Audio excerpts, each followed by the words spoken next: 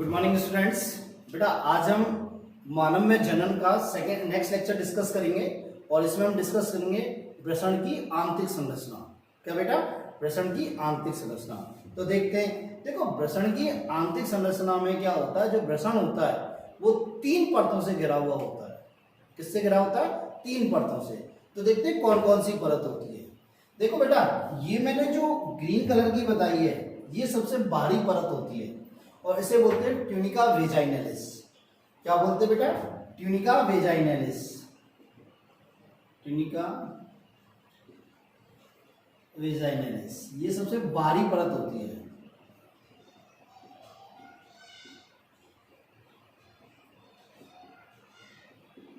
देखो बेटा, ये ट्यूनिका वेजाइनलिस होती है ना, ये क्या होती है, इस वृषण को, ये ब्लू कलर का मैंने वृषण दिखाया है, ये वृषण को पूरी तरह आवृत नहीं करती, चारों तरफ से कवर नहीं करती। ये क्या करती है? सिर्फ वृषण के अग्र भाग को कवर करती है, पश्च भाग को कवर नहीं करती। तो ये क्या होती है? अपूर्ण होती है। क्या होती है बेटा? अपूर्ण होती है। दूसरी बात, ये क्या होती है? 2 परतों की बनी होती है। किसकी बनी होती है बेटा? 2 परतों की। ये जो बाहरी परत है इसको बोलते हैं पैराइटल परत। क्या बोलते हैं बेटा? पैराइटल परत। और जो आंतरिक है ये वाली, इसको बोलते हैं विसरल परत। ये किसके भाग है? इस ट्यूनिका वेजाइनलिस की। ठीक है। अब देखो बेटा, पैराइटल परत और विसरल परत के बीच में आपको क्या गुहा दिख रही है? क्या दिख रही है? गुहा दिख रही है। तो क्या पाई जाती है? गुहा उपस्थित होती है।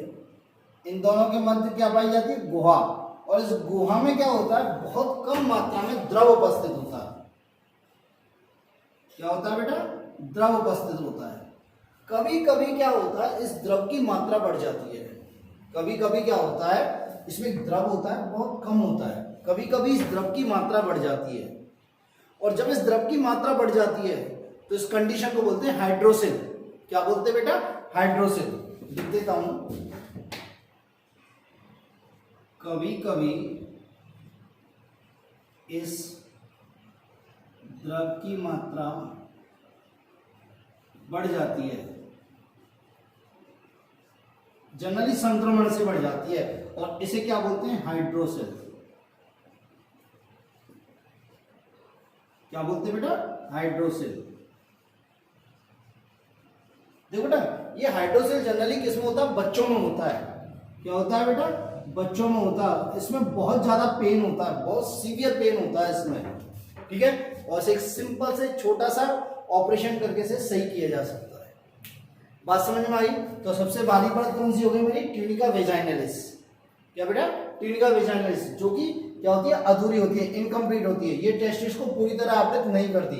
अग्र भाग में तो आवृत करती है पर पश्च भाग में ये आवृत नहीं करती। ये नहीं है, ये अलग है, मैं आपको बताऊंगा। ठीक है। ये ट्यूनिका वेजाइनलिस 2 परतों की बनी होती है। बाहरी परत को बोलते हैं पैराइटल परत और आंतरिक परत को बोलते हैं विसरल परत। ठीक है। और इन दोनों परतों के बीच क्या पाई जाती है? गुहा पाई जाती है। क्या पाई जाती है बेटा? गुहा। और इस गुहा में क्या होता है? द्रव उपस्थित रहता है। क्या उपस्थित रहता है? द्रव। कभी कभी इस द्रव की मात्रा बढ़ जाती है बेटा। कभी कभी क्या होती है? इस द्रव की मात्रा बढ़ जाती है। और जब ये मात्रा बढ़ जाती है तो इस कंडीशन को क्या बोलते हैं? हाइड्रोसिल। क्या बोलते हैं बेटा? हाइड्रोसिल। ठीक है। और हाइड्रोसिल जनरली बच्चों में होता है, बहुत सीवियर पेन होता है इसमें। क्या होता है बेटा? सीवियर पेन होता है। तो इसे हम छोटा सा एक ऑपरेशन करके इसे सही किया जा सकता है। क्या बेटा? छोटा सा ऑपरेशन करके इसे सही किया जा सकता है। ठीक है। नेक्स्ट लेयर आती है आपकी ट्यूनिका एल्बुजिनिया। मध्य लेयर आती है ट्यूनिका एल्बुजिनिया। इसे मैं मिटा देता हूं यहां से। सेकेंड लेयर आती है आपकी ट्यूनिका एल्बुजिनिया, जो मैंने ब्लैक पेन से दिखा रखी है, ये वाली। ये हो गई आपकी ट्यूनिका एल्बुजिनिया।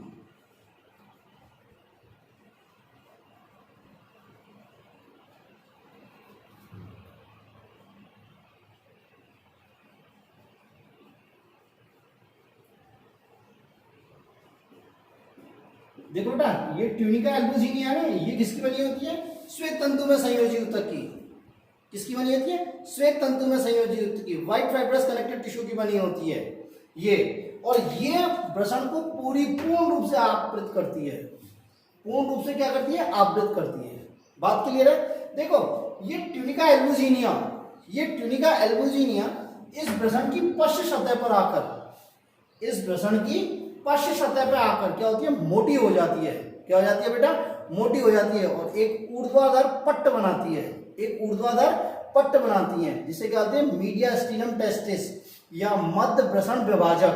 क्या बोलते हैं बेटा, मध्य वृषण विभाजक। ठीक है, तो दोबारा सुनो, ये ट्यूनिका एल्बुजिनिया इस पश्च सतह पर आकर, वृषण की पश्च सतह पर आकर क्या हो जाती है, मोटी हो जाती है। क्या हो जाती है बेटा, मोटी हो जाती है और क्या बनाती है, ऊर्ध्वाधर पट्ट बनाती है, ऊर्ध्वाधर पट्ट बनाती है। और इस पट्ट को क्या बोलते हैं, मध्य वृषण विभाजक या मध्य विभाजक वृषण, मध्य विभाजक वृषण, मीडियास्टिनम टेस्टिस।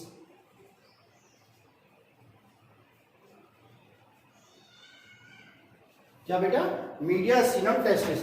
अब आप देख रहे होंगे कि मीडियास्टिनम टेस्टिस ने वृषण को दो भागों में, दो कोष्ठों में विभाजित कर दिया, अग्र कोष्ठ बड़ा और पश्च कोष्ठ छोटा। बात मेरी समझ में आई। इस मीडियास्टिनम ने या मध्य वृषण विभाजक जो किससे बना है, ट्यूनिका एल्बुजिनिया से, इसने वृषण को दो भागों में विभाजित कर दिया। एक तो बड़ा वाला भाग, अग्रभाग तो बड़ा हो गया और पश्च भाग छोटा हो गया। बात समझ में आई। नेक्स्ट देखो बेटा, इस ये अग्रभाग जो होता है, इस अग्रभाग पर क्या होती है, ट्यूनिका एल्बुजिनिया अंतर्वलित होकर इनवेजिनेशन द्वारा क्या होती है, इसमें इसे छोटे छोटे पिंडों में बांट देती है। इसे क्या होती है, छोटे छोटे पिंडों में बांट देती है या पालियों में विभक्त कर देती है।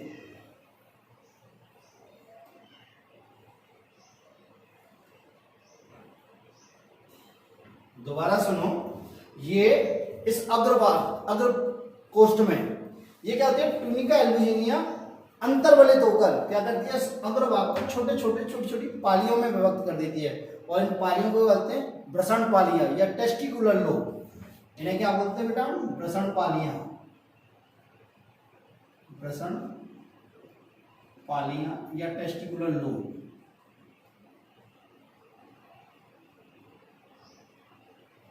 लोब्यूल्स कहते हैं। ठीक है, देखो बेटा, प्रत्येक वृषण में इनकी संख्या कितनी होती है, 200 से 300। कितनी होती है बेटा, 200 से 300। तो देखो वृषण को दो भागों में किसने बांटा, किसने, मध्य विभाजक वृषण ने, जो किसका फॉर्म है, ट्यूनिका एल्बुजिनिया का। उसके बाद अग्रभाग को ट्यूनिका एल्बुजिनिया अंतर्वलित होकर कितने पिंडों में या पालियों में बांट दिया, 200 से 300 में। मेरी बात समझ में आ गई। नेक्स्ट आती है फिर ट्यूनिका वेस्कुलोसा। ट्यूनिका वेस्कुलोसा, देखो बेटा, ये पालियां जो होती है ना, पालियां ये अंदर से जो आवृत होती है वो किसके द्वारा आवृत होती है, ट्यूनिका वेस्कुलोसा से। किससे बेटा, ट्यूनिका वेस्कुलोसा से। और ट्यूनिका वेस्कुलोसा जो होता है ना, ये अति संवहनीय होता है, मतलब इसमें रक्त सप्लाई क्या होती है बेटा, अधिक पाई जाती है, अति संवहनीय होता है।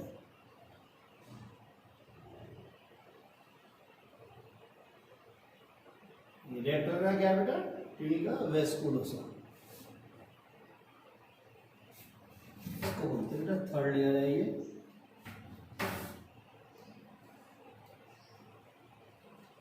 ट्यूनिका वेस्कुलोसा,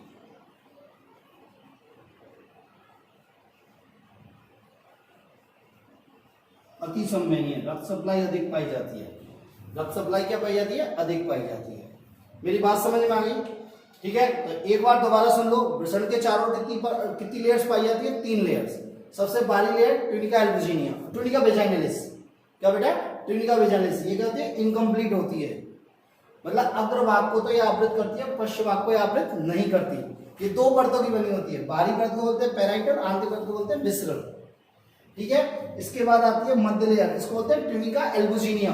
क्या बेटा, ट्यूनिका एल्बुजिनिया किसकी बनी होती है, श्वेत तंतु में संयोजी ऊतक की, यह सघन श्वेत तंतु में संयोजी ऊतक की, dense white fibrous connective tissue की। मेरी बात समझ में, ये कंप्लीट वृषण को आवृत करती है, कंप्लीट वृषण को क्या करती है, आवृत करती है। ठीक है बेटा, देखो ये वृषण की पश्च सतह पर आकर क्या हो जाती है, मोटी हो जाती है और एक ऊर्ध्वाधर पट्ट बनाती है, जिसे क्या कहते हैं, मीडियास्टिनम टेस्टिस या मध्य विभाजक वृषण। और ये मध्य विभाजक वृषण इस वृषण को 2 भागों में बांट देता है, 2 अनइक्वल, मतलब 2 असमान कोष्ठों में बांट देता है। पश्च कोश छोटा होता है और अग्र कोश बड़ा होता है। ठीक है, अग्र कोष्ठ में ये ट्यूनिका एल्बुजिनिया दोबारा अंतर्वलित होकर इनवेजिनेट होकर क्या करती है, इस अग्रभाग को छोटी छोटी पालियों में बांट देती है, जिन्हें क्या होते हैं टेस्टिकुलर लोब्यूल्स या वृषण पालियां। ठीक है, और ये वृषण पालियां कितनी होती है 200 से 300, 200 से 300। ठीक है बेटा, इन वृषण पालियों को अंदर कौन आवृत करता है, ट्यूनिका वेस्कुलोसा। कौन आवृत करता है बेटा, ट्यूनिका वेस्कुलोसा। तो ट्यूनिका वेस्कुलोसा क्या सबसे आंतरिक परत है, क्या बेटा सबसे आंतरिक परत है। मेरी बात समझ में आई। और ये क्या हाईली वेस्कुलर होता है, मतलब ये अति संवेदनीय होता है, मतलब इसमें ब्लड सप्लाई अधिक होती है।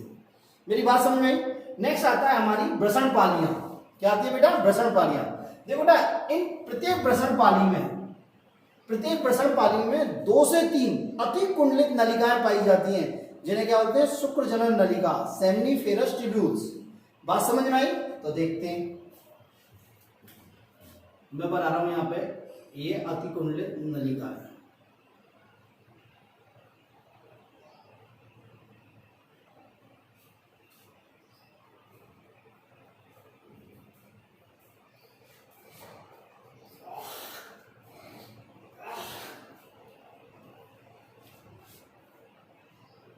इनका क्या होता है, पश्चिमा क्या होता है बेटा, सीधा होता है। और ये सभी नलिकाएं 2 से 3 नलिकाएं, मतलब एक पिंड की 2 से 3 नलिकाएं आपस में जुड़ी रहती हैं।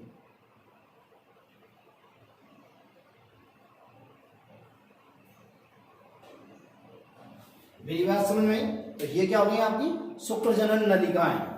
क्या हो गई बेटा, ये शुक्र जनन नलिकाएं, ये ग्रीन कलर की हो गई शुक्र जनन नलिकाएं, सेमनीफेरस ट्यूब्यूल्स।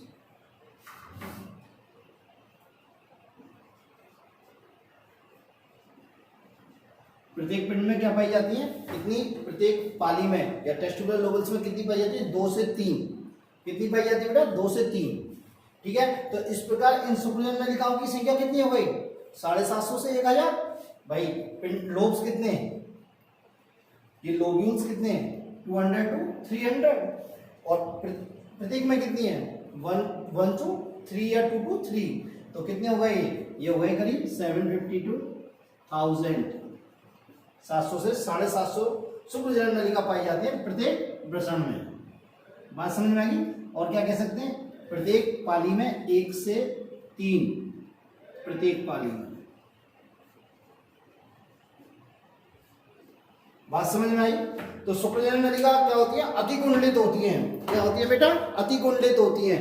और कितनी होती है, प्रत्येक लोब्यूल में, प्रत्येक पाली में 1 से 3। इस प्रकार टोटल कितनी होती है 750 से 1000 प्रत्येक टेस्टिस में, प्रत्येक वृषण में।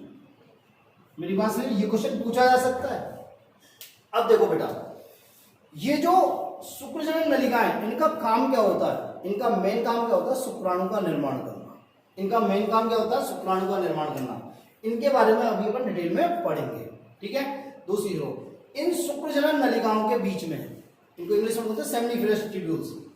इन शुक्र जनन नलिकाओं के मध्य क्या पाया जाता है, संयोजी ऊतक भरा रहता है। क्या होता है बेटा, संयोजी ऊतक भरा रहता है, जिसे क्या बोलते हैं, अंतराली ऊतक। क्या बोलते हैं बेटा, अंतराली ऊतक। और इसकी कोशिकाओं को क्या बोलते हैं, अंतराली कोशिका या लेडिंग कोशिका। इसकी कोशिकाओं को क्या बोलते हैं बेटा, अंतराली कोशिका या लेडिंग कोशिका। और ये लेडिंग कोशिका किसका स्राव करती हैं, ये लेडिंग कोशिका कौन से हार्मोन का स्राव करती हैं, ये नर लैंगिक हार्मोन का स्राव करती है। किसका, टेस्टोस्टेरोन का। किसका स्राव करती हैं, ये टेस्टोस्टेरोन का। किसका बेटा, टेस्टोस्टेरोन का। दोबारा सुनो, इन शुक्र जनन नलिकाओं के मध्य, यहां पे इस प्रकार ये ब्लू वाला जो दिखा रहा हूं, इन शुक्र जनन नलिकाओं के मध्य में क्या पाया जाता है, संयोजी ऊतक भरा रहता है या अंतराली ऊतक भरा रहता है। और इस अंतराली ऊतक की कोशिकाओं क्या होते हैं, अंतराली कोशिका, लेडिंग कोशिका। और ये लेडिंग कोशिका क्या निकालती है, टेस्टोस्टेरोन। ठीक है, मैंने आपको पहले ही बताया था, टेस्टोस्टेरोन हार्मोन का जो टेस्टोस्टेरोन हार्मोन के स्राव का जो कंट्रोल होता है, नियंत्रण होता है, वो किसके द्वारा होता है, LH या ICSH हार्मोन के द्वारा। किसके द्वारा, LH या ICSH हार्मोन के द्वारा। ठीक है, तो ये किसके द्वारा कंट्रोल होता है? LH या ICSH हार्मोन के द्वारा। ठीक है, मेरी बात यहां तक क्लियर है। अब नेक्स्ट देखो बेटा, ये क्या होती है? ये जो शुक्रजनन नलिकाएं होती हैं, ये क्या होती है? यहाँ वृषण विभाजक के पास आके, ये मध्य वृषण विभाजक के पास आके आपस में जुड़ जाती हैं, आपस में जुड़ जाती हैं और जुड़कर क्या हो जाती है? सीधी हो जाती हैं। जुड़कर क्या हो जाती है? सीधी। जैसे देखो, ये नलिका है, एक नलिका ये लेनी, एक नलिका ये लेनी और एक नलिका ये लेनी। तो ये नलिका क्या होती है? आपस में इस प्रकार जुड़कर सीधी हो जाती है। कहां पे? इस मध्य विभाजक वृषण के पास। और इस सीधी संरचना को क्या बोलते हैं? ट्यूब्यूलाइ रेक्टाई। क्या बोलते हैं बेटा? ट्यूब्यूलाइ रेक्टाई। तो इसे क्या बोलते हैं हम? ट्यूब्यूलाइ रेक्टाई। बात समझ में आई? क्या बोलते हैं? ट्यूब्यूलाइ रेक्टाई। अब देखो, ये ट्यूब्यूलाइ रेक्टाई क्या होती है? इस मध्य विभाजक वृषण को पार करती है, मध्य विभाजक वृषण को पार करती हैं और पार करके क्या बनाती हैं? एक इन नलिकाओं का जाल बनाती हैं। इस स्पष्ट कोष्ठ में, इस पीछे वाले कोष्ठ में क्या बनाती हैं? जाल बनाती हैं। ठीक है, तो ये ट्यूब्यूलाइ रेक्टाई क्या करती है? इसको पार करती है। किसको? मीडियास्टिनम टेस्टिस को या मध्य विभाजक वृषण को पार करती हैं और क्या होती है? पीछे जाके क्या बनाती हैं? एक जाल जैसा बनाती हैं। इन नलिकाओं को क्या बनाती है? जाल बनाती हैं। एक जाल से 10 संरचना बनाती है और इस जाल से 10 संरचना को क्या बोलते हैं बेटा? वृषण जालक या रेटिटेस्टिस। क्या बोलते हैं बेटा? वृषण जालक या रेटिटेस्टिस। इसको बोलते हैं वृषण जालक या रेटिटेस्टिस। दोबारा सुन लो, ये ट्यूब्यूलाइ रेक्टाई यहां सीधी होकर क्या होगी? ट्यूब्यूलाइ रेक्टाई। ये ट्यूब्यूलाइ रेक्टाई क्या होती है? ये जो विभाजक है इसको पार कर जाती है और पार करने के बाद स्पष्ट कोष्ठ में आके क्या हो जाती है? एक जाल से 10 संरचना बनाती है। इसे क्या बोलते हैं? रेटिटेस्टिस। क्या बोलते हैं बेटा? रेटिटेस्टिस। ठीक है, अब देखो, इस रेटिटेस्टिस से, इस रेटिटेस्टिस से 15 से 20 अपवाही नलिकाएं निकलती हैं ऊपर की ओर। इस रेटिटेस्टिस से 15 से 20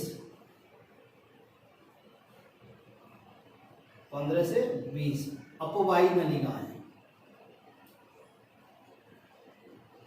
जिन्हें बोलते बेटा इंग्लिश में वासा एफ्रेंसिया। क्या बोलते बेटा? वासा एफ्रेंसिया। बेटा इंग्लिश याद रखना है इनकी। क्या? वासा एफ्रेंसिया निकलती है और ये वासा एफ्रेंसिया क्या करती हैं? जो इन शुक्रजनन नलिकाओं में शुक्राणु बने और इन लेडिंग सेल में जो टेस्टोस्टेरोन बने, इनको क्या करती है? यहां से बाहर लेके जाती हैं। टेस्टिस से क्या लेके जाती है? बाहर लेके जाती हैं। बात समझी? ये अपवाही नलिकाएं एक अति कुंडलित 6 मीटर लंबी संरचना में खुलती हैं। अति कुंडलित 6 मीटर लंबी संरचना में खुलती हैं और उस अति कुंडलित 6 मीटर लंबी संरचना को क्या बोलते बेटा? हम अधिवृषण। क्या बोलते बेटा हम इसे? अधिवृषण। तो ये रेड कलर का जो पीछे मैंने आपको बनाया है, ये क्या है बेटा? अधिवृषण। ये क्या है बेटा? अधिवृषण।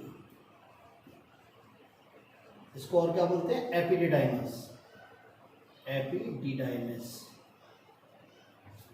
मेरी बात क्लियर है? दोबारा सुन लो, इस रेटिटेस्टिस वृषण जालक से 15 से 20 अपवाही नलिकाएं वासा एफ्रेंसिया क्या होती है? बाहर निकलती है। जो क्या करती है? वृषण के जो उत्पाद है उनको बाहर लेके जाती हैं। वृषण का उत्पाद क्या हो गया? देखो, एक तो गया शुक्राणु और एक हो गया टेस्टोस्टेरोन। इसको बाहर लेके जाती है और ये कहां खुलती है? एक अति कुंडलित 6 मीटर लंबी कोमाकार संरचना में खुलती है, जिसे क्या बोलते हैं? अधिवृषण। क्या बोलते हैं बेटा? अधिवृषण। मेरी बात क्लियर है? नहीं क्लियर है? तो ये हुई आपकी टेस्टिस की आंतरिक संरचना। क्या हुई? टेस्टिस की आंतरिक संरचना। ठीक है, मैं एक बार दोबारा रिवाइज कर रहा हूं, सुन लो। वृषण के चारों ओर 3 लेयर पाई जाती है। बाहरी लेयर को क्या बोलते हैं? Tunica vaginalis. क्या बोलते हैं बेटा? Tunica vaginalis. ये क्या होती है? इनकम्प्लीट होती है, अग्रभाग को आवृत रखती है, पश्चभाग को आवृत नहीं करती। ठीक है, ये 2 परतों में होती है, पैराइटल परत, बाहरी परत, और अंदर की को विसरल परत बोलते हैं। ठीक है, इन दोनों के बीच में क्या पाई जाती है? खांच पाई जाती है। इसमें द्रव भरा रहता है। कभी कभी संक्रमण से क्या होता है? इस द्रव की मात्रा बढ़ जाती है, इसे क्या बोलते हैं? हाइड्रोसिल। ठीक है, सेकंड लेयर आती है ट्यूनिका एल्बुजिनिया, जो किसकी बनी होती है, श्वेत तंतु में संयोजी ऊतक की। किसकी बनी होती है बेटा, श्वेत तंतु में संयोजी ऊतक की। बात क्लियर है। और ये संपूर्ण वृषण को आवृत करती है, कंप्लीट वृषण को आवृत करती है, ठीक है। ये पश्च सतह पर, ये वृषण की पश्च सतह पर आकर मोटी हो जाती है और एक ऊर्ध्वाधर पट्ट बनाती है, एक ऊर्ध्वाधर पट्ट बनाती है, जिसे क्या होती है, मीडियास्टिनम टेस्टिस या मध्य विभाजक वृषण। और ये मध्य विभाजक वृषण क्या होता है, इस वृषण को दो भागों में बांट देता है, आगे वाला भाग बड़ा और पीछे वाला भाग छोटा, ठीक है। नेक्स्ट देखो, आगे वाले भाग में अग्रकोष्ठ में क्या होती है, ये ट्यूनिका एल्बुजिनिया अंतर्वलित होकर इसमें छोटी छोटी पालियों में विभक्त कर देती है, इसे छोटी छोटी पालियों में विभक्त कर देती है। और इन पालियों को क्या बोलते हैं, वृषण पालियां या टेस्टिकुलर लोब्स, ठीक है। तो एक वृषण में कितने टेस्टिकुलर लोब्स होते हैं, 200 से 300। बात समझ में आई। इन टेस्टिकुलर लोब्स की जो आंतरिक सतह होती है उसको आवृत कौन करती है, तीसरी लेयर ट्यूनिका वेस्कुलोसा, ये सबसे आंतरिक लेयर होती है, ठीक है। और इसमें बहुत ज्यादा ब्लड सप्लाई पाई जाती है। क्या पाई जाती है बेटा, ब्लड सप्लाई पाई जाती है, ठीक है। नेक्स्ट देखो, ये जो वृषण पालियां होती है, प्रत्येक वृषण पालिया टेस्टिकुलर लोबल्स में 2 से 3 क्या होती है, शुक्रजनन नलिकाएं पाई जाती हैं। 2 से 3 क्या पाई जाती है, शुक्रजनन नलिका, या 1 से 3, 2 से 3 कुछ भी बोलो, शुक्रजनन नलिका पाई जाती है। इस प्रकार कितनी शुक्रजनन नलिका होती है, 750 से 1000 प्रत्येक वृषण में, और प्रत्येक प्रणाली में 1 से 3, ठीक है। मेरी बात समझ में। नेक्स्ट देखो बेटा, ये जो शुक्रजनन नलिकाएं होती हैं, ये शुक्रजनन नलिकाएं होती हैं, इनके मध्य में क्या होता है, संयोजी ऊतक भरा रहता है या अंतराली ऊतक भरा रहता है। और इस अंतराली ऊतक की कोशिकाओं को बोलते हैं अंतराली कोशिका या लीडिंग कोशिका। और ये लीडिंग कोशिका क्या स्रावित करती है, टेस्टोस्टेरोन। क्या स्रावित करती है, टेस्टोस्टेरोन, जो क्या है, नर का लैंगिक हार्मोन है। और ये किसके द्वारा कंट्रोल होता है, LH या ICS, जो मैं पहले पढ़ा चुका हूं आपको, पीयूष ग्रंथि द्वारा स्रावित होता है, अग्र पीयूष ग्रंथि द्वारा, ठीक है बेटा। मेरी बात क्लियर है। नेक्स्ट देखो, ये जो पालियों में ये जो शुक्रजनन नलिकाएं ये आपस में कंबाइन हो जाती हैं, और कंबाइन होकर जो कंबाइन मतलब जुड़ के जो एक नलिका बनती है, ये नलिका क्या होती है, इस मध्य विभाजक वृषण पे आकर सीधी हो जाती है। और इस नलिका को क्या बोलते हैं, ट्यूबुलाई रेक्टाई। क्या बोलते हैं बेटा, ट्यूबुलाई रेक्टाई। ये ट्यूबुलाई रेक्टाई क्या करती है, इस मध्य विभाजक वृषण को पार करती है, मीडियास्टिनम टेस्टिस को पार करती है, और पिछले कोष्ठ में जाके, पश्च कोष्ठ में जाके क्या होती है, जाल सदृश संरचना बनाती है। इसे क्या बोलते हैं, वृषण जालक या रेटेटेस्टिस। क्या बोलते हैं, वृषण जालक या रेटेटेस्टिस। नेक्स्ट देखो, इस रेटेटेस्टिस से, इस वृषण जालक से या पश्च कोष से 15 से 20 बासा एफ्रेंसिया या अपवाही नलिकाएं निकलती हैं। और ये अपवाही नलिका क्या होती है, वृषण में जो बने उत्पाद हैं उनको बाहर ले जाने का काम करती हैं, ठीक है। और ये अपवाही नलिका एक 6 मीटर लंबी अति कुंडलित कौमाकार संरचना में घुलती है, जिसे क्या बोलते हैं, अधिवृषण। क्या बोलते हैं बेटा, अधिवृषण। मेरी बात समझ में आई। तो ये हुई आपकी वृषण की आंतरिक संरचना। क्या हुई बेटा, वृषण की आंतरिक संरचना। नेक्स्ट होता है शुक्रजनन नलिकाएं। क्या आता है बेटा, शुक्रजनन नलिकाएं। तो देखो, शुक्रजनन नलिका के बारे में आप देख लो,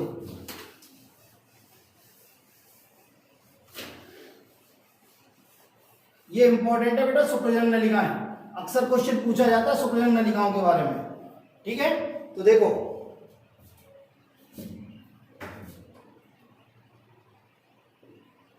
शुक्रजनन नलिका,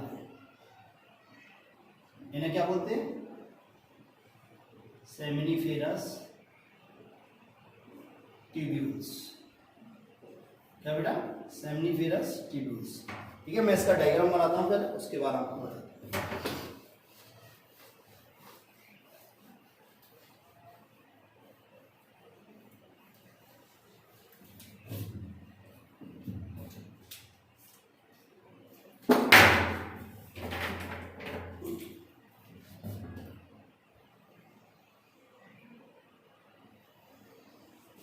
इसका मैं 2-3 करके बना रहा हूं।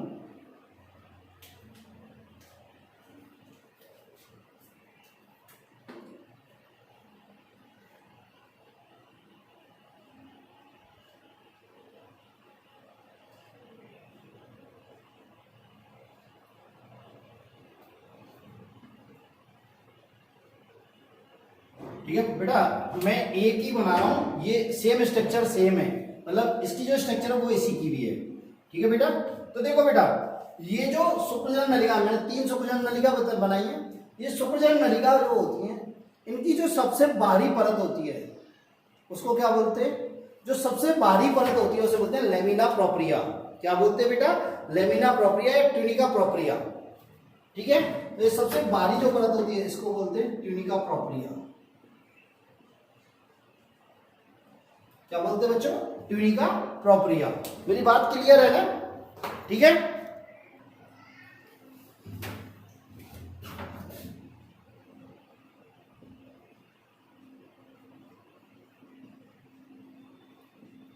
देखो बेटा, ये ट्यूनिका प्रोप्रिया का मतलब सबसे बाहरी परत होती है, या ये कह सकते हो सबसे बाहरी परत होती है या बाहरी परत होती है। और ये किसकी बनी होती है? श्वेत तंतु में संयोजी ऊतक की।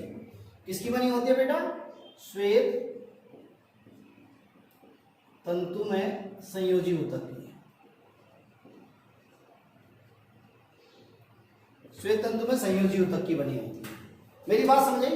इसके आंतर में अंदर जो परत पाई जाती है, देखो बाहरी परत क्या हुई? ट्यूनिका प्रोप्रिया नंबर 1, और इसके अंदर जो पाई जाती है उसे बोलते हैं जनन उपकला, जर्मिनल एपिथेलियम। जो अंदर पाई जाती है उसे क्या बोलते हैं? जर्मिनल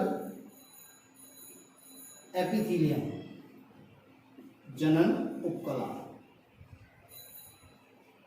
ठीक है, देखो बेटा, इस जनन उपकला में दो प्रकार की कोशिकाएं पाई जाती हैं। इस जनन उपकला में दो प्रकार की कोशिका पाई जाती हैं। एक तो पाई जाती है छोटी कोशिका, एक तो पाई जाती है छोटी कोशिका, जिन्हें क्या बोलते हैं? स्पर्मेटोगोनिया। क्या बोलते हैं बेटा? स्पर्मेटोगोनिया।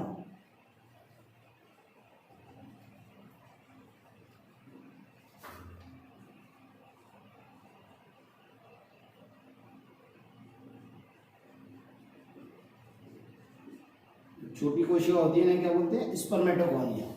ठीक है, देखो मैं बता रहा हूं, ये स्पर्मेटोगोनिया, रेड कलर से जो बना रहा हूं ये स्पर्मेटोगोनिया है।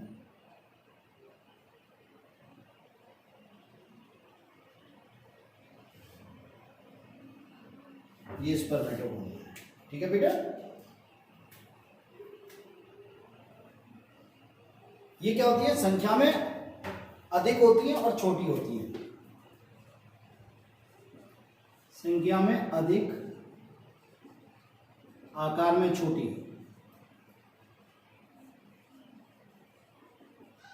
क्या होती है बेटा? संख्या में अधिक होती है, आकार में छोटी होती है। और यही कोशिका किसका निर्माण करती है? शुक्राणुओं का निर्माण करती है। ये कोशिका किसका निर्माण करती है? शुक्राणुओं का।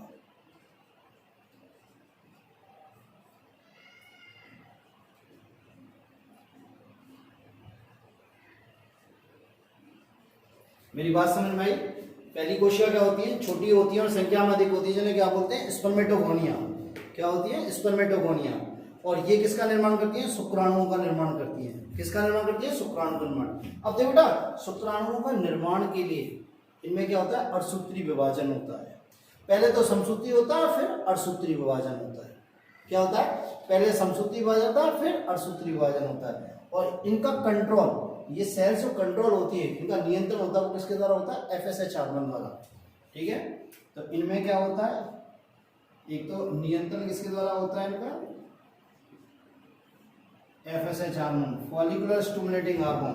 और इनमें क्या होता है? समसूत्री, पहले समसूत्री और फिर अर्धसूत्री। अर्धसूत्री विभाजन द्वारा किसका निर्माण करती है? स्पर्म का, शुक्राणुओं का। किसका? शुक्राणुओं का। मेरी बात समझ में आई? दूसरी जो बड़ी कोशिका होती है, ये बड़ी कोशिका, इन्हें बोलते हैं सबटेंटाकुलर सेल्स या नर्स सेल या सर्टोली सेल्स। इन्हें क्या बोलते हैं बेटा? Sertoli cell. आप एक याद रखो, सर्टोली कोशिका।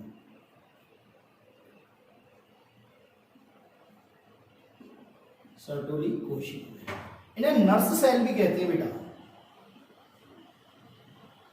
क्या कहते हैं? नर्स कोशिका। देखो मैं बताऊंगा नर्स कोशिका क्या कहते हैं। ये आकार में बड़ी होती है, आकार में कैसी होती है? बड़ी होती है। और संख्या में कैसी होती है? कम होती है। क्या होती है बेटा? ये आकार में तो क्या होती है? ये बड़ी होती है। आकार में कैसी होती है बेटा? बड़ी होती है। और संख्या में क्या होती है? कम होती है। और दूसरी बात कैसी होती है? स्तंभाकार एवं ग्रंथिल। कैसी होती है बेटा? ये स्तंभाकार एवं ग्रंथिल। स्तंभाकार होती हैं और ग्रंथिल होती हैं, मतलब कुछ हार्मोन का स्राव भी करती है जो मैं आपको बताऊंगा। नेक्स्ट, ये कोशिका सिर्फ और सिर्फ स्तनधारियों के वृषण में पाई जाती है। किसमें पाई जाती है? सिर्फ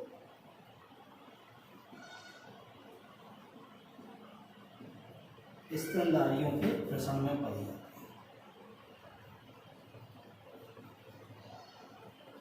स्तनधारियों का मेन करेक्टर है, स्पेसिफिक करेक्टर है। मेरी बात समझिए? तो ये क्या होगी? Sertoli cells. क्या होगी बेटा? Sertoli cells. मेरी बात समझ में आई? दोबारा देख लो। शुक्रजनन नलिका देख रहे हैं। शुक्रजनन नलिका की दो परतें होती हैं। बाहरी परत उसको कहते हैं ट्यूनिका प्रोप्रिया। क्या बोलते हैं बेटा? Tunica propria. सबसे बाहरी परत किसकी बनी होती है? श्वेत तंतु में संयोजित होती है। अंदर की जो परत होती है उसे क्या बोलते हैं? जर्मिनल एपिथेलियम या जनन उपकला। जर्मिनल एपिथेलियम या जनन उपकला। मेरी बात समझ में आई? और ये जर्मिनल एपिथेलियम जो होती है इसमें क्या होती है बेटा? दो प्रकार की कोशिकाएं होती हैं।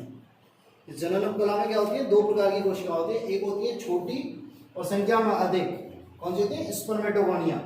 एक आकार में बड़ी और संख्या में कम। कौन सी होती है? सर्टोली कोशिका। तो ये मैंने रेड कलर से जो दिखाई है ये तो क्या है? स्पर्मेटोगोनिया। क्या है बेटा? ये स्पर्मेटोगोनिया। ये स्पर्मेटोगोनिया क्या करती है? शुक्राणुओं का निर्माण करती है। पहले समसूत्री विभाजन द्वारा और फिर अर्धसूत्री विभाजन द्वारा। पहले समसूत्री विभाजन द्वारा और फिर अर्धसूत्री विभाजन द्वारा किसका निर्माण करती है? स्पर्म का, शुक्राणुओं का निर्माण करती है। तो शुक्राणु कैसे होते हैं? एगुणित होते हैं। ध्यान रखना हर समय। क्या होते हैं बेटा? एगुणित। ठीक है। और क्या होता है? इनका नियंत्रण किसके द्वारा होता है? एफएसएच हार्मोन के द्वारा, फॉलिकुलर स्टिमुलेटिंग हार्मोन के द्वारा। ठीक है। ये बड़ी कोशिका जो स्तंभाकार कोशिका दिख रही है आपको, इनको ये आकार में बड़ी होती है और संख्या में कम होती है और इन्हें क्या बोलते हैं हम? सर्टोली कोशिका, नर्स कोशिका। ये सिर्फ स्तनधारियों के वृषण में पाई जाती है। ये सिर्फ स्तनधारियों के वृषण में पाई जाती है। मेरी बात समझ में आई? तो देखो मेन काम पढ़ते हैं इनका सर्टोली कोशिकाओं। सर्टोली सेल्स का कार्य अक्सर पूछा जाता है, तो इनका काम क्या होता है? देखो सर्टोली कोशिका का कार्य।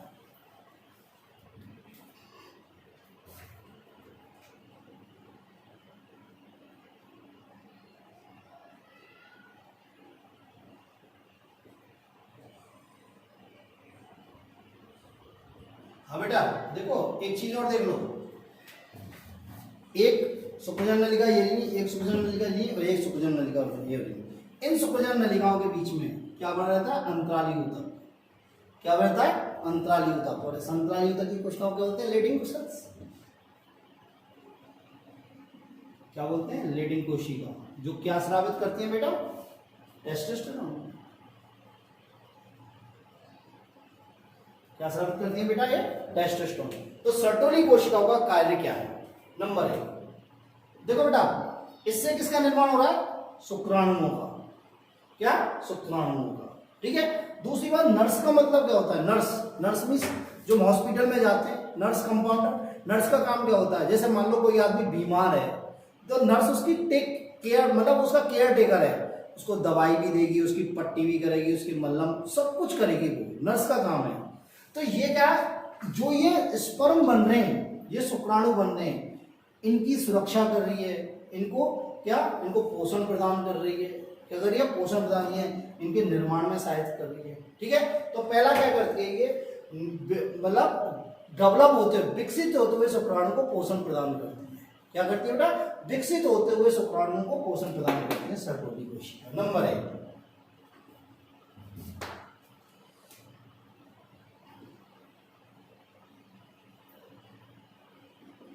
विकसित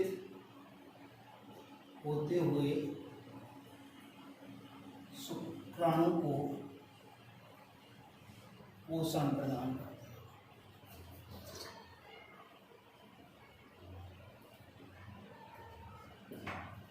क्या करती है? पोषण प्रदान करती है। और क्या करती है?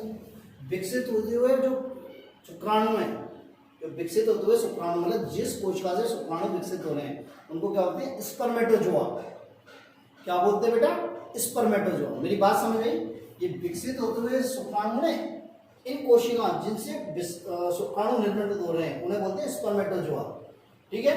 तो ये क्या करती है? स्पर्मेटोजोआ को आलंबन सहारा प्रदान करती है। और क्या करती है? ये स्पर्मेटोजोआ,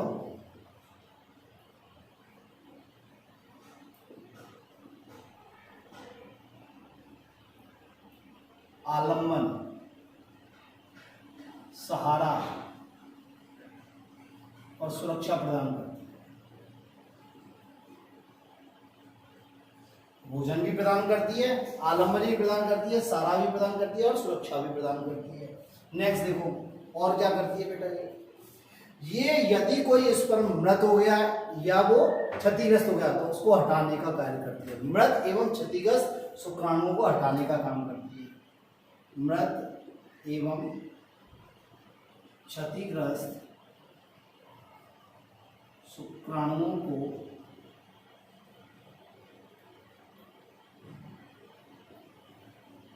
नष्ट करने का काम करती है।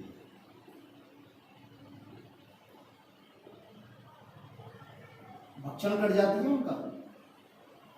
तीसरा, चौथा, यदि स्पर्म, जैसे स्पर्म प्रोडक्शन, स्पर्म का निर्माण लगातार चलता रहता है। कभी कभी स्पर्म का निर्माण अधिकता में हो जाता है, जितनी आवश्यकता होती है उससे भी अधिक हो जाता है।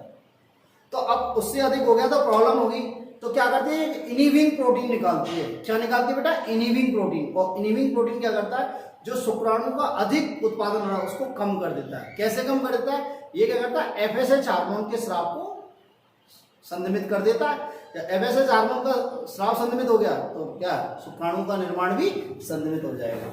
तो क्या करती है, इनिविंग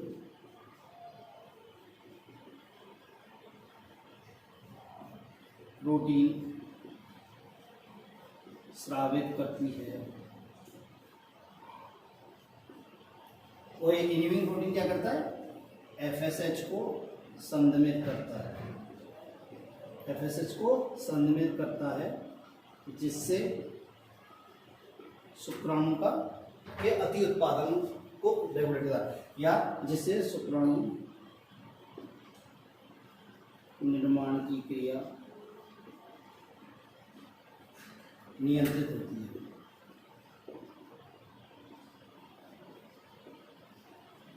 कहने का मतलब ये ओवर प्रोडक्शन को रोकता है।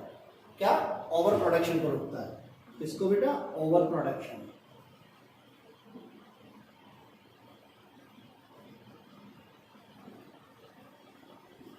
मेरी बात समझ में आई।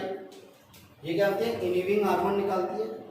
ये सर्टोली कोशिका निकालती है, इनिविंग हार्मोन निकालती है।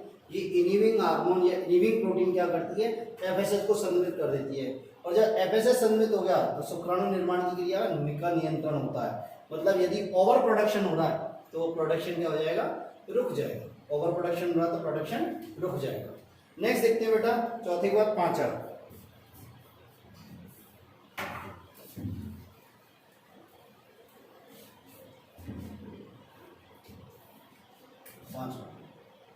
क्या होती है, ये एंड्रोजन बाइंडिंग प्रोटीन स्रावित करती है।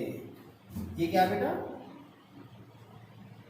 एंड्रोजन बाइंडिंग प्रोटीन स्रावित करती है। और देखो ये स्रावित करती है। और ये एंड्रोजन बाइंडिंग प्रोटीन क्या करती है, देखो बेटा समझने की कोशिश करना है, या लिखूंगा नहीं, जगह नहीं है मेरे पास। एंड्रोजन बाइंडिंग प्रोटीन क्या करती है, ये जो टेस्टोस्टेरोन है ये क्या करता है, ये टेस्टोस्टेरोन यहाँ पर शुक्राणु निर्माण की क्रिया को प्रेरित कराता है। ये टेस्टोस्टेरोन इन शुक्रजनन नलिकाओं के अंदर शुक्राणु के निर्माण की क्रिया को प्रेरित कराता है। ठीक है, तो क्या होता है, जब तक ये टेस्टोस्टेरोन इसमें नहीं इंटर करेगा, इनमें शुक्रजनन नलिकाओं में इंटर नहीं करेगा, प्रवेश नहीं करेगा, जब तक शुक्राणु निर्माण नहीं होगा। तो ये एंड्रोजन बाइंडिंग प्रोटीन क्या करती है, इस टेस्टोस्टेरोन का, एंड्रोजन बाइंडिंग प्रोटीन क्या करती है, इस टेस्टोस्टेरोन को क्या करती है, इस कोशिका के अंदर इसके विसरण को बढ़ा देती है। टेस्टोस्टेरोन के विसरण को बढ़ा देती है, किसके अंदर, इन कोशिकाओं के अंदर। ठीक है, तो हम क्या कहेंगे, ये शुक्रजनन नलिकाओं के अंदर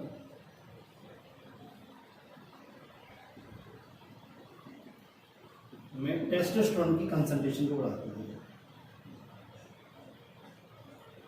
की सांद्रता को बढ़ाती है। मेरी बात समझ में आई? क्या करे, टेस्टोस्टेरोन की सांद्रता को बढ़ाती है, इसके द्वारा डिफ्यूजन को बढ़ा के, मतलब उनके डिफ्यूजन को बढ़ा के। नेक्स्ट मेरी बात समझ में आई? नेक्स्ट देखो, दूसरा क्या करती है, ये एंटी मुलेरिन हार्मोन निकालती है। क्या निकालती है बेटा? Anti Mullerian hormone.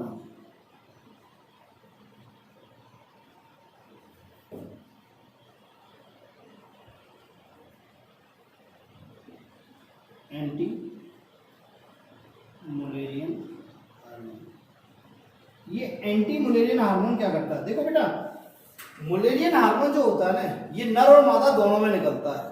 और ये मुलेरियन हार्मोन क्या करता है, मतलब मादा के जनन अंगों को विकसित कराता है, मादा के जनन अंगों को विकसित कराता है। दोबारा सुनो, ये मुलेरियन हार्मोन होता है, मुलेरियन हार्मोन की बात करूं भी, मुलेरियन हार्मोन क्या करता है, मादा जनन अंगों के विकास को बढ़ाता है। ठीक है, अब ये निकलता नर में भी और मादा में भी है, नर में भी और मादा में। अब मादा में तो क्या होता है, एंटी मुलेरियन हार्मोन नहीं निकलता, इसलिए उसमें कैसे क्या होते हैं, मादा के लक्षण विकसित हो जाते हैं। पर यहाँ क्या होता है, ये एंटी मुलेरियन हार्मोन निकलता है, जो क्या करता है, मुलेरियन हार्मोन के प्रभाव को कम कर देता है, जिससे कि नर में मादा के लक्षण प्रकट नहीं होते, मादा के लक्षण प्रकट नहीं होते। तो ये क्या करता है, ये हार्मोन मादा, ये हार्मोन नर में मादा जनन अंगों को बनने से रोकता है।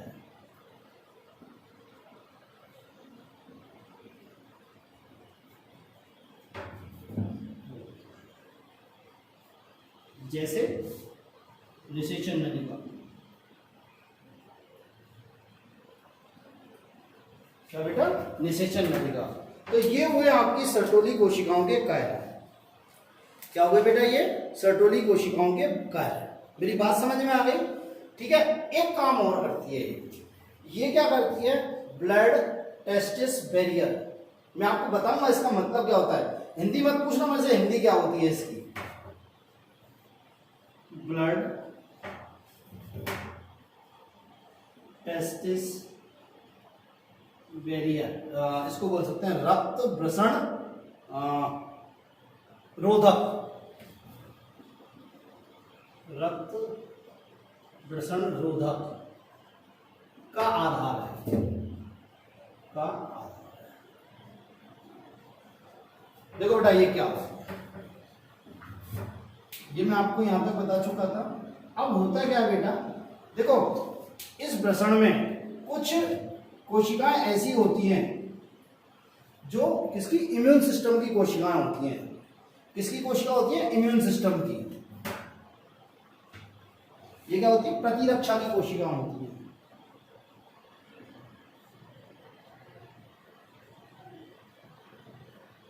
अब ये प्रतिरक्षा की कोशिका क्या करती हैं, जो यहाँ पे शुक्राणु है, जो यहाँ पे क्या है, इनमें शुक्राणु है। ये शुक्राणु क्या है, अगुणित है। क्या बेटा, अगुणित है। तो इन शुक्राणुओं को ये पहचान लेती हैं। दोबारा सुनो, ये प्रतिरक्षा की जो कोशिकाएं इन शुक्राणुओं को पहचान लेती हैं, क्योंकि ये अगुणित है तो इन्हें मारने की कोशिश करती हैं।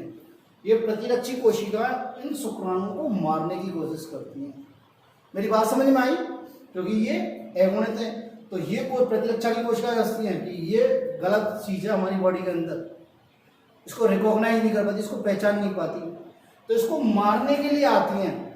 तो क्या करती हैं, ये सर्टोली कोशिका, क्या बेटा, ये सर्टोली कोशिका क्या करती है, ऐसे टाइट जंक्शन बना लेती है। ये क्या करती है, बैरियर बना देती है। क्या बना देती है, बैरियर, एक रोधक बना देती है। ये क्या बना देती है, रोधक। ब्लड टेस्टिस बैरियर बना देती है। और ब्लड टेस्टिस बैरियर को ये प्रतिरक्षा कोशिकाएं पार नहीं कर पाती, ये प्रतिरक्षा कोशिकाएं पार नहीं कर पाती। जब पार नहीं कर पाएंगी तो स्पर्म, शुक्राणु को कोई प्रॉब्लम नहीं है। अब यदि ये बैरियर हट गया तो ये प्रतिरक्षा की कोशिका इस शुक्राणु नलिका में घुस घुस के इनका क्या कर जाएंगी, भक्षण कर जाएंगे शुक्राणुओं का। तो मेरी बात समझ आई? तो ये क्या, ब्लड टेस्टिस बैरियर का क्या है, आधार। क्या बेटा, आधार। ठीक है, तो ये हुआ आपका वृषण। ठीक है, मेरी बात समझिए। एक और फंक्शन दोबारा देख लो, विकसित होते हुए शुक्राणु, विकसित होते हुए शुक्राणु कोशिका को पोषण प्रदान करती है। जिस कोशिका से शुक्राणु विकसित हो रहे हैं उन्हें क्या बोलते हैं? स्पर्मेटोजोआ। क्या बोलते हैं बेटा? स्पर्मेटोजोआ या स्पर्मेटिड भी कहते हैं। क्या कहते हैं? स्पर्मेटिड भी कहते हैं। ठीक है, तो ये स्पर्मेटिड को क्या आलम्बन, सहारा और सुरक्षा प्रदान करती है। नेक्स्ट, मृत एवं क्षतिग्रस्त शुक्राणुओं को का भक्षण कर देती है, उन्हें हटाने का काम करती है। ये इनिबिंग हार्मोन निकालती है। क्या निकालती है? इनिबिंग हार्मोन। इनिबिंग हार्मोन क्या करता है? शुक्राणु के अति उत्पादन को रोकता है। किसके द्वारा? एफएसएच हार्मोन को संतुलित करके। नेक्स्ट, ये एंड्रोजन बाइंडिंग प्रोटीन निकालती है। एंड्रोजन बाइंडिंग प्रोटीन क्या करता है कि इन कोशिकाओं में टेस्टोस्टेरोन की एंट्री को बढ़ा देता है। टेस्टोस्टेरोन की एंट्री को बढ़ा देता है, जिससे क्या होता है? सुक्रोजन की क्रिया होती है, क्योंकि तो सुक्रोजन की क्रिया के लिए टेस्टोस्टेरोन अति आवश्यक है। एंटी मुलेरिन हार्मोन निकलता है। ये एंटी मुलेरिन हार्मोन क्या करता है? इस मुलेरिन हार्मोन उसके कार्य को संयमित कर देता है, जिससे क्या होता है? नर में मादा के जननांग विकसित नहीं होते। ठीक है, और एक क्या होता है? ब्लड टेस्टिस बैरियर का आधार होता है। ब्लड टेस्टिस बैरियर का आधार होता है। ये कोशिका क्या होती है? आपस में सड़ जाती है, टाइटली जुड़ जाती हैं। क्या हो जाती है? टाइटली जुड़ जाती हैं, और जिससे क्या होता है? जो प्रतिरक्षा की कोशिका है वो इन सुक्रोजन नलिकाओं में नहीं जा पाती और शुक्राणुओं का भक्षण नहीं कर पाती। मेरी बात समझे? तो ये हुआ आपका प्रसरण कंप्लीट। ठीक है, कल अपन नेक्स्ट लेक्चर डिस्कस करेंगे। ओके, थैंक यू बेटा।